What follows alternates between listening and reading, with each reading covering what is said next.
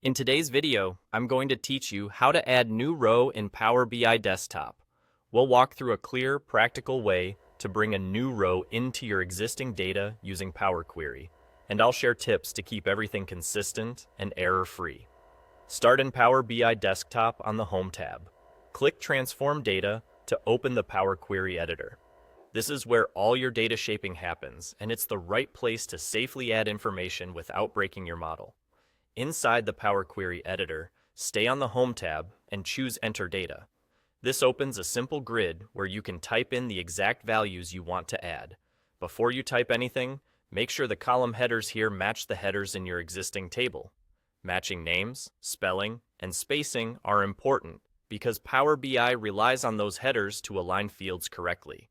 It also helps to think about data types as you enter values, so dates, numbers, and text stay consistent with your original table. Now, type the data for your new row into the grid. If a column doesn't need a value, you can leave it blank and Power Query will treat it appropriately. When you're done, click OK. Power BI will create a new table with that row, and you'll see it appear in the Queries pane on the left. This confirms the data is captured and ready to be combined with your existing table. Next, select your original table from the Queries list so it's active. On the Home tab, click Merge Queries.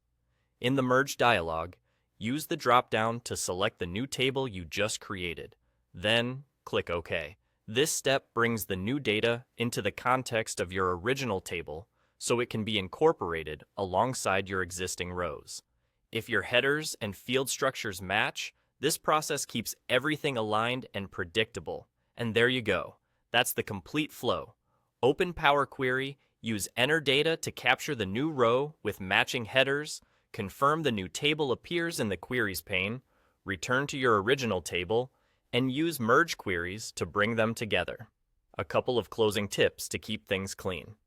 Be consistent with header names and data types to avoid mismatches, and enter only the fields that matter for your analysis, so the new row fits naturally into your model. If you ever need more rows later, you can repeat the same Enter Data approach and merge again to keep your dataset current.